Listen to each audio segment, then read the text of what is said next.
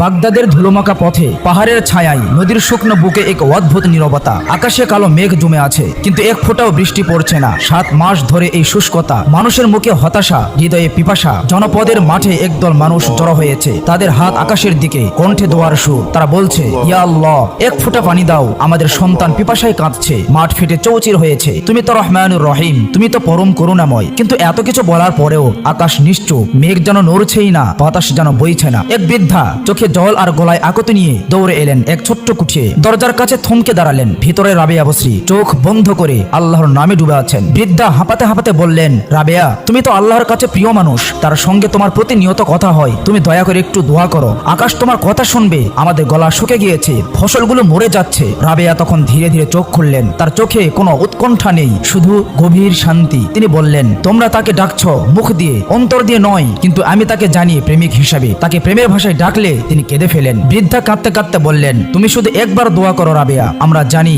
তোমার কথায় আকাশ বৃষ্টি দেবে। তখন রাবেয়া উঠে দাঁড়ালেন। তার গায়ে ছেঁড়া চাদর, পায়ে ধুলো, কিন্তু চোখে অদ্ভুত নিশ্চয়তা। তিনি বললেন, তোমরা চাও পানি, আমি চাই স্রষ্টার সান্নিধ্য। রাবেয়া মাঠের মাঝে এলেন, সবার সামনে নয়, এক নির্জন কোণে মাটিতে বসে পড়লেন। তার গলার আওয়াজ কারো কাছে পৌঁছালো না, কিন্তু আকাশের কাছে গিয়ে ঠিকই ঠেকলো। তিনি ধীরে ধীরে বললেন, হে ইলাহি, তুমি তো জানো আমি কিছুই চাই না, কিন্তু এই মানুষগুলো তোমারই তো বান্দা, তারা জানে না আপনাকে কিভাবে ডাকতে হয়। তাই বলে কি তুমি তাদের বৃষ্টির মুখ দেখাবে না? দূরে দাঁড়ানো এক তরুণ, যার নাম হাসান, সে রাবেয়া বসরির কাছে এসে কাপা গলায় বলল, রাবেয়া, আপনি কান্না করলে আকাশও কাঁদবে। রাবেয়া তখন সেজদায় পড়ে গেলেন। তার কাঁধ কাঁপতে লাগলো, চোখ থেকে অশ্রু ঝরলো। শান্ত, নীরব, কিন্তু আগুনের মতো জ্বলন্ত। হাসান কাঁদতে কাঁদতে বললেন, হে আল্লাহ, এই নারীর কান্না আমাদের হাজার কান্নার চেয়েও বেশি ওজনদার। তার কান্না আপনি দয়া করে কবুল করুন। ঠিক হঠাৎ আকাশ কালো হয়ে উঠলো। এক ঝলক বিলকুনি বিদ্যুৎ চমকে গেল। তারপর 1 ফোঁটা, 2 ফোঁটা, আর মেঘ যেন শেষ দিনের শ্রদ্ধা নিয়ে ঝরে পড়লো। শুরু হলো তুমুল বৃষ্টি। মানুষেরা খুশিতে চিৎকার করে উঠলো, হাত তুলে আল্লাহ তাআলার কাছে শুকরিয়া জানালো। কিন্তু রাবেয়া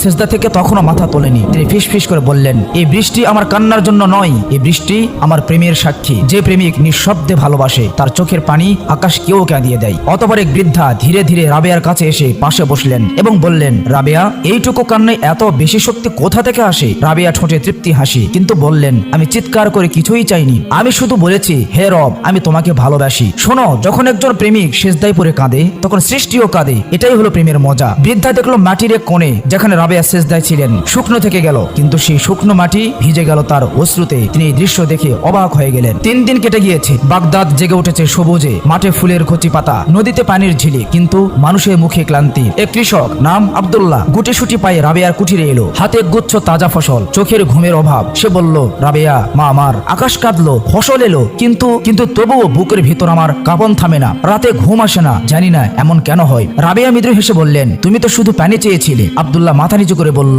তৃষ্ণা কি শুধু গলারই হয়, অন্তরেরও হয়? রাবেয়া তখন উঠে দাঁড়ালেন, বললেন, না, পিপাসা 2 রকমের, একটা গলায়, একটা হৃদয়ে। প্রথমটা পানি দিলে শেষ হয়, আর দ্বিতীয়টা পানি দিলে তৃষ্ণা বাড়ে। এমন সময় বৃদ্ধা আবার এলেন, হাতে এক পাত্র পানি, চোখে জল। বললেন, রাবেয়া, এই পানি তোমার দোয়ার ফল, আমরা এখন কি তৃপ্ত? রাবেয়া হেসে বললেন, তোমরা পানি পেয়েছো, শান্তি পাওনি, কারণ তোমরা শুধু আকাশের দিকে তাকাও, আকাশের মালিকের দিকে নয়। এক শিশু নাম ফাতিমা দৌড়ে এলো মাঠ থেকে, তার জামায় কাদা। সে বলল, রাবেয়া খালা, আমি বৃষ্টিতে ভিজেছি, কিন্তু রাতে কাঁদতে ইচ্ছে করে। রাবেয়া হাঁটু মুড়ে ফাতিমার সামনে বসলেন, বললেন, কারণ এই বৃষ্টি তোমার গা ভিজিয়েছে, অন্তর নয়। তুমি চাও এমন এক বৃষ্টি যা বুকের ভিতর নেমে যায়, যেখানে শুধু একজনের নাম ধ্বনিত হয়, আর সেটি হলো হে আল্লাহ। ফাতিমা বড় বড় চোখে তাকালেন এবং বললেন, আপনি কিভাবে জানলেন আমি কি চাই? রাবেয়া হেসে বলল, কারণ আমিও একদিন তোমার মতোই ছিলাম, আমার হৃদয়ও এমন বৃষ্টির জন্য কেঁদেছিল। হাসান, যে তরুণ বলেছিল আপনি কান্না করলে আকাশ কাঁদবে, সে আবার এলো। এবার তার চোখে অশ্রু। সে কাঁদতে কাঁদতে বলল, রাবেয়া, আমি বুঝেছি বৃষ্টি এসে চলে যায়, কিন্তু তোমার চোখের পানি থেকে যে তৃষ্ণা জেগেছে তা মিটে না। রাবেয়া গম্ভীর কণ্ঠে বললেন, কারণ এটা প্রেমের পিপাসা, এটা শেষ হয় না, শুধুমাত্র শুরু হয়। তোমার হৃদয় এখন জানে জল পেলে জীবন হয় না, জীবন হয় যদি প্রেম পাও। হাসান মাথা নিচু করে বলল, আমি কিভাবে এই প্রেম পাবো? রাবেয়া বললেন, নিঃশব্দে কাঁদো, সেজদায় পড়ে বলো, হে আল্লাহ, ইয়া রব্বি, আমি তোমাকে ভালোবাসি, তোমার সান্নিধ্য চাই। তখন তুমি দেখবে তোমার হৃদয়ের পিপাসা তৃষ্ণা নয়, সেটা প্রেমের সাগরে পরিণত হয়েছে। বাগদাদের এক তীব্র রোদের দিন, পথে মানুষের ভিড়, কিন্তু এক কোণে রাবেয়া বসরি। তার মুখে ক্লান্তি নেই, চোখে সংকট নেই, তিনি হাঁটছেন আল্লাহর নাম জপতে জপতে। প্রতিটি পদক্ষেপ যেন স্রষ্টার দিকে এক ছোট্ট যাত্রা। তার পা ক্ষত বিক্ষত, কাঁটাযুক্ত মাটিতে হাঁটতে হাঁটতে হঠাৎ এক তীব্র কাঁটা তার পায়ে বিঁধল, রক্ত ঝরতে শুরু করলো। রাবেয়া থামলেন না, তিনি হাত দিয়ে পা চেপে ধরলেন, ধীরে ধীরে বললেন, হে ইলাহি, তুমি তো জানো আমি তোমার জন্য বেঁচে আছি, তোমার উপরে সবসময় ভরসা করি। সন্ধ্যার আলোয় বাগদাদের এক প্রান্তে মানুষ জড়ো হলো। বৃদ্ধা, আব্দুল্লাহ, ফাতিমা, হাসান আর কাফি সবাই এলো রাবেয়ার কাছে। তারা বলল, রাবেয়া, তুমি আল্লাহর রহমতে আমাদের পানি দিয়েছ, ফসল দিয়েছ, কিন্তু আমাদের হৃদয় এখনো পিপাসার্ত। আমরা কিভাবে তোমার মতো প্রভুর প্রেম পাবো? রাবেয়া তাদের দিকে তাকালেন, তার চোখে আলো, মুখে হাসি। তিনি বললেন, তোমরা যে পিপাসা অনুভব করছো সেটাই প্রেমের শুরু। এই পিপাসাকে আঁকড়ে ধরো, নিঃশব্দে কাঁদো, সিজদায় পড়ো আর বলো, হে আল্লাহ, আমি তোমাকে ভালোবাসি, তুমি আমাকে তোমার নিকটবর্তী করো। তখন তোমরা দেখবে তোমাদের হৃদয় আর শুকনো মাটি নয়, সেখানে ফুটে উঠবে প্রেমের এক ফুল, যেমন আমার রক্তে ফুটেছিল। বৃদ্ধা বললেন, আমরা কি কখনো তোমার মতো হতে পারবো? রাবেয়া বললেন, তোমাদের প্রত্যেকের মধ্যে এক একটি করে রাবেয়া আছে, শুধু তাকে জাগাও, আর সেই জাগরণের পথে প্রেমই তোমাদের পথ প্রদর্শক হবে। অতঃপর রাত নামলো, বাগদাদের আকাশে তারার মেলা, আর রাবেয়ার কুঠিরে এক নীরব দোয়া চলতে থাকলো। প্রেমের দোয়া, যা আকাশকে কাঁদায়, হৃদয়কে ভিজায় আর সৃষ্টিকে সৌন্দর্যে ভরে দেয়। বাগদাদের এক কাটা ঝোপে ঘেরা পথ, রোদের তাপে মাটি ফাটছে। রাবেয়া বসরি হাঁটছেন, তার পায়ে ক্ষত, রক্ত ঝরছে, তবুও তার মুখে হাসি। তার পায়ে রক্ত থেকে এক অদ্ভুত লাল ফুল ফুটছে, যেন কষ্টের মাঝে সৌন্দর্য জেগে উঠছে। দূরে দাঁড়ানো ক্যাফি, এক তরুণ, এই দৃশ্য দেখে অবাক হয়ে গেলেন। তার চোখে অবিশ্বাস, মনে প্রশ্ন। ক্যাফি এগিয়ে এসে কাঁপা কাঁপা কণ্ঠে বলল, হে নারী, তুমি কি জানো তোমার রক্ত পড়তে পড়তে সেখানে ফুল ফুটে উঠেছে? একটি নারী এত কষ্ট পেয়েও শান্ত থাকে কিভাবে? তোমার কাছে কি কোনো কষ্ট নেই? রাবেয়া স্নিগ্ধ কণ্ঠে হাসি মুখে বললেন, ক্যাফি, আমার দেহের কষ্টের মাঝে আল্লাহর ভালোবাসা আছে। যত কষ্ট হবে তত সে প্রেম আমাকে শক্তিশালী করবে। তুমি যদি খোঁজো তবে তোমার জীবনেও এই শক্তি ও সৌন্দর্য ফিরবে। তবে মনে রেখো, এই পথে যন্ত্রণা আসবেই, কিন্তু তারপর সৌন্দর্য থাকবে। ক্যাফি নীরবে দাঁড়িয়ে রইল। রাবেয়ার কথাগুলো তার হৃদয়ে গেঁথে গেল। সে অনুভব করলো এক অদৃশ্য শক্তি তাকে ডাকছে, এক নতুন পথের দিকে তাকে টানছে। সে চুপচাপ ফিরে গেল, কিন্তু তার মনে পরিবর্তনের বীজ রূপিত হলো। বাগদাদের এক নির্জন কোণে রাবেয়ার ছোট্ট কুঠির, সূর্য ডুবছে, আকাশে লাল আভা। ক্যাফি আবার এসেছে, তার চোখে নতুন আলো, মুখে শান্ত হাসি, মনে অদ্ভুত উদ্যম। সে কুঠিরের দরজায় দাঁড়িয়ে রাবেয়াকে দেখলো, যিনি মাটিতে বসে আল্লাহর নাম জপছেন। ক্যাফি আগ্রহী কণ্ঠে বললেন, হে রাবেয়া, আপনি কি জানেন আজ আমি আপনার কথা অন্যরকম ভাবে ভাবলাম। আপনার কষ্টের মধ্যে যে সৌন্দর্য ছিল তা আমাকে বদলে দিয়েছে। আজ আমি আমার পথ পরিবর্তন করতে চাই। রাবেয়া হাসি মুখে গভীর দৃষ্টিতে বললেন, তুমি প্রেমের পথে এসেছো ক্যাফি। এই পথে যন্ত্রণার আগমন হবে, কিন্তু তুমি জেনে রাখো, শেষে সে যন্ত্রণার মাঝে সৌন্দর্য আর হৃদয়ের শান্তি অপেক্ষা করছে। ক্যাফি চিন্তিত কণ্ঠে বললেন, আমি বুঝেছি এই পথ মোটেও সহজ নয়, কিন্তু আপনার কথা আমাকে শিখিয়েছে কষ্টের মাঝেও সৌন্দর্য থাকে, তাই আমি পথে হাঁটতে চাই। রাবেয়া মৃদু হাসলেন, তিনি কিছু বললেন না, শুধু ক্যাফির দিকে তাকিয়ে থাকলেন। ক্যাফি বুঝলো তার যাত্রা শুরু হয়েছে। সে নতুন এক অন্তর নিয়ে আল্লাহর দিকে পা বাড়ালো। তার ভুল চিন্তা ভাবনা পিছে ফেলে সে প্রেমের পথে এগিয়ে গেল। সন্ধ্যা নামছে। বাগদাদের এক কোণে রাবেয়ার ভাঙ্গাচোরা কুঠির, চারপাশে নীরব। কুঠিরের ভেতর রাবেয়া বসে আছেন, তার সামনে একটি পাতিল, বহুদিন ধরে খালি। হঠাৎ দরজায় কড়া নাড়ার শব্দ। এক তরুণী, নাম ফাতেমা, দৌড়ে এলো। তার হাতে গরম রুটি। ফাতেমা উৎসাহী কণ্ঠে বলল, মা রাবেয়া, এই নাও গরম রুটি। আপনি তো অনেক দিন হলো কিছুই খাননি, দয়া করে এটা খান। রাবেয়া মৃদু হেসে বললেন, তুমি কি জানো ফাতেমা, শেষ কবে রুটি খেয়েছিলাম? ফাতেমা বিস্মিত কণ্ঠে বললেন, কবে মা? রাবেয়া মায়া মাখা কণ্ঠে বলল, 7 বছর আগে। ফাতেমা নীরবে তাকিয়ে রইল, তার চোখে পানি জমেছে। রাবেয়া ধীরে ধীরে বলতে লাগলেন, তিনি বললেন, 7 বছর আগে এক রাতে আমি সিজদায় গিয়েছিলাম। আমার চোখ বন্ধ, হৃদয় জেগেছিল। আমি শুনতে পেলাম হৃদয়ের গভীর থেকে এক আওয়াজ, কে যেন বলছে, হে রাবেয়া, তুমি কি আমাকে খাবারের বিনিময়ে ডাকছো? সে রাতে আমি অনেক কেঁদেছিলাম, বলেছিলাম, হে ইলাহি, আমি তোমাকে ডাকি খাবারের জন্য নয়, বরং তুমি আমার অন্তরের মালিক, সবকিছুর মালিক। এজন্যই আমি সব সময় তোমাকে ডাকি। ঘরের জ্বালানা দিয়ে বাতাস ঢুকছে, মোমের আলো দুলছে। ফাতিমার হাতে রুটি ঠান্ডা হয়ে যাচ্ছে, কিন্তু সে নড়ছে না। রাবেয়ার কথায় সে এক রহস্যের যেন নতুন সন্ধান পেয়েছে। রাবেয়া মাটিতে বসে আছেন, তার চোখে গভীর শান্তি। ফাতিমা এখনো তার সামনে নীরবে বসে আছেন। রাবেয়া আবার বলতে শুরু করলেন, তুমি কি জানো ফাতিমা, আমার শরীর এতটাই দুর্বল হয়ে পড়েছিল যে আমি উঠতে পর্যন্ত পারছিলাম না। যখন নামাজের সময় হয়েছিল তখন আমি বলছিলাম, হে দয়াময়, যদি তুমি চাও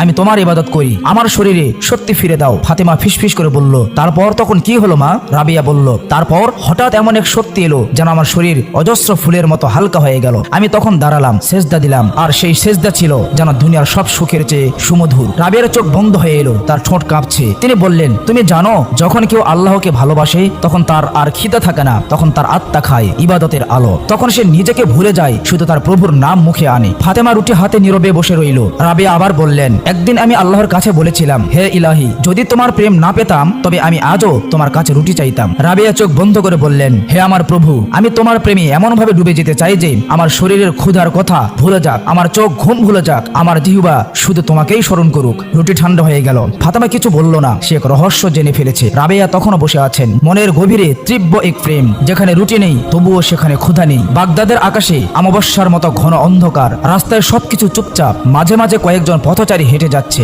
এমন সময় সেই পথে চলে এলেন রাবেয়া বসরি। তার পায়ের তলা ক্ষত বিক্ষত, শরীরে অসহ্য যন্ত্রণা, কিন্তু তার মুখে অসুবিধার কোনোই ছাপ ছিল না। তার চোখে গভীর শান্তি, যে শান্তি আল্লাহর প্রেমের ধারায় ভাসতে থাকে। রাবেয়া একটি শীতল পথ ধরে এগিয়ে যাচ্ছিলেন। তার পদধ্বনি যেন পুরো পৃথিবীকে থামিয়ে দিয়েছে। ক্যাফি, যে এখন রাবেয়ার শিক্ষায় নতুন পথে হাঁটছে, দূর থেকে তাকে দেখলেন। সে এগিয়ে এলো। ক্যাফি শ্রদ্ধাভরা কণ্ঠে বললেন, হে রাবেয়া, আপনার পায়ে এত ক্ষত, তবু আপনি হাঁটছেন। রাবেয়া, এই শান্তি কোথা থেকে আসে? রাবেয়া হাসি মুখে বলল, কাফি, এটা কোনো কষ্ট নয়, এ আমার জন্য প্রভুর দেওয়া উপহার। প্রতিটি কাঁটা, প্রতিটি ক্ষত আমাকে তার কাছে নিয়ে যায়, আর তার কাছে পৌঁছালে কষ্ট আর কষ্ট থাকে না, সেখানে শুধু শান্তি আর প্রেম। ক্যাফে নীরবে তার দিকে তাকালো। তার মনে এক নতুন শান্তি জাগলো। সে বুঝলো রাবেয়ার পথে তার পথ। সে রাবেয়ার পাশে হাঁটতে শুরু করলো, আল্লাহর নাম মুখে নিয়ে। বাগদাদের এক নির্জন মাঠ, সন্ধ্যার আলোয় ফাতিমা, কাফি এবং পূর্ববর্তী গল্পের বৃদ্ধা আব্দুল্লাহ ও হাসান জড়ো হয়েছে। তারা রাবেয়ার সামনে বসে আছে। প্রত্যেকের মুখে প্রশ্ন, হৃদয়ে পিপাসা। বৃদ্ধা কাঁপা কাঁপা কণ্ঠে বলল, রাবেয়া, তুমি ক্ষুধা ভুলে গিয়েছো, কষ্ট ভুলে গিয়েছো। আমরা কিভাবে এমন প্রেম পাবো তোমার মতো? রাবেয়া মায়ামাখা কণ্ঠে বলল, যখন তুমি আল্লাহকে ভালোবাসবে তখন ক্ষুধা থাকবে না, তোমার আত্মা খাবে ইবাদতের আলো। তখন তুমি নিজেকে ভুলে যাবে, তখন শুধু তার নাম মুখে আনবে। কাফে দৃঢ় কণ্ঠে বলল, আমি তোমার পথে হাঁটবো রাবেয়া। আমি জানি এই পথে কষ্ট আছে, কিন্তু আমি সেই সৌন্দর্য চাই যা তুমি দেখিয়েছো। রাবেয়া সবার দিকে তাকালেন। তার চোখে আলো, মুখে হাসি। রাত গভীর, বাগদাদ শহর ঘুমে পড়েছে। এক কুঁড়ে ঘরে কোনো আলো জ্বলছে না, শুধু কাঁপা কাঁপা নিঃশ্বাস, আর মাঝে মাঝে এক ফিস ফিস শব্দে ভেসে আসছে। হে ইলাহি, তুমি তো আছো, তুমি তো শোনো, তবে কেন আমার ভেতরে আজ এত নীরবতা? রাবেয়া বসে আছেন। তার চোখে জল নেই, কিন্তু হৃদয় ভেজা, তার কান্না শব্দহীন, তবু আকাশ যেন কেঁপে ওঠে। রাবেয়া সেজদায় পড়লেন। তার কাঁধ কাঁপছে। হঠাৎ এক প্রশ্ন ভেসে এলো, যেন আকাশ থেকে কেউ বলছে, হে রাবেয়া, তুমি কি চাও? রাবেয়া সেজদা থেকে মাথা না তুলে ফিস ফিস করে বললেন, তোমার প্রেম, তোমার কণ্ঠ, তোমার একটুখানি কাছে আসা। আকাশের তারারা জ্বলে উঠলো। চাঁদ তার মুখ ঢেকে রাখলো। এদিকে ফাতেমার হঠাৎ ঘুম ভেঙে গেল। সে জানলায় এসে দাঁড়ালো। তার চোখে বিস্ময়। ফাতেমা মায়ের দিকে তাকিয়ে বলল, মা, আকাশ কাঁদছে কেন আজ? মা শান্ত কণ্ঠে বলল, আজ রাতে কেউ এমন কিছু বলেছে যা কেবল প্রেমিকেরাই বলে থাকে। এমন কান্না কেবল সেই করে যার প্রেম অশ্রু হয়ে বয়ে যায়, যার প্রার্থনায় কোনো শব্দ নয়, শুধু আবেগ, শুধু ধ্বনি। রাবেয়া আবার সেজদা দিলেন। তার হৃদয়ের ডাক আকাশ ভেদ করে চলল। তিনি ফিস ফিস করে বললেন, হে প্রভু, আজ আমার কিছুই বলার নেই, শুধু তুমি বলো, আমি আজ শুধু শুনবো। রাত্রি প্রায় শেষ। বাগদাদের আকাশে এক অদ্ভুত নিস্তব্ধতা। পাখিরা ডাকে না, বাতাস থেমে গিয়েছে। রাবেয়ার কুঁড়ে ঘরে এক ছোট্ট মোমবাতি নিঃশেষ হয়ে গিয়েছে। হঠাৎ দরজায় কড়া নাড়ার শব্দ। এক বৃদ্ধা, যিনি পূর্বে এসেছিলেন, তিনি ঘরে ঢুকে পড়লেন। বৃদ্ধা উদ্বিগ্ন কণ্ঠে বললেন, রাবেয়া, তুমি সারা রাত জেগে আছো, তোমার শরীর তো কয়েকদিন ধরে দুর্বল। রাবেয়া ধীরে ধীরে চোখ মেললেন। তার চোখে দুনিয়ার কোনো আলো ছিল না, শুধু প্রভুর সাথে মিলনের আগুন। রাবেয়া শান্ত কণ্ঠে বলল, আমি শুধু অপেক্ষা করছিলাম কখন তিনি বলবেন এসো। বৃদ্ধা কেঁদে ফেলে বললেন, রাবেয়া, তুমি আমাদের ছেড়ে চলে যাবে? রাবেয়া মৃদু হেসে বলল, আমি তো কখনো ছিলাম না মা, আমি ছিলাম শুধু প্রেমের ছায়ায়। আল্লাহর প্রেমিকদের বোঝাতে এসেছিলাম, ভালোবাসা মানে চাওয়া নয়, ভালোবাসা মানে বিলীন হয়ে যাওয়া। বৃদ্ধা কাঁপা কাঁপা কণ্ঠে বলল, কিন্তু তুমি তো কোনো দিনই কিছু চাওনি। রাবেয়া বলল, চাওয়া তো তাদের কাজ যারা আল্লাহকে রাজা ভাবে, আমি তো তাকে আমার প্রেমিক ভাবি। আমি শুধু বলেছি আমি তাকে ভালোবাসি, আর আজ আমি বলবো আমি আসছি। রাবেয়া উঠে দাঁড়ালেন। তিনি আকাশের দিকে তাকালেন। রাবেয়া ফিসফিস করে বললেন, হে ইলাহি, আমি কেঁদেছিলাম তোমার জন্য, এসেছিলাম তোমার জন্য, এখন আমার হাসি থেমে গিয়েছে, কান্নাও শুকে গিয়েছে, তবুও তোমার নাম আজও আমার ঠোঁটে। এটাই কি তোমার প্রেমিক হওয়ার যোগ্যতা? তিনি আবারও সেজদা দিলেন। সেই সেজদাই ছিল তার জীবনের শেষ সেজদা। রাবেয়া আর উঠলেন না। তার শরীর স্থির, আত্মা যেন মুক্ত হয়ে ভেসে গেল। বৃদ্ধা কাঁদতে কাঁদতে মাটিতে বসে পড়লেন। কুঁড়ে ঘরের বাহিরে এক অদ্ভুত আলো ছড়িয়ে পড়লো, যেন রাবেয়ার প্রেমে আকাশ মিলিয়ে গিয়েছে। প্রভুর ভালোবাসায় তার আত্মা যেন মিশে গিয়েছে। তার বিদায়ে পুরো দুনিয়া যেন শোকের কালো মেঘে ঢেকে গিয়েছে।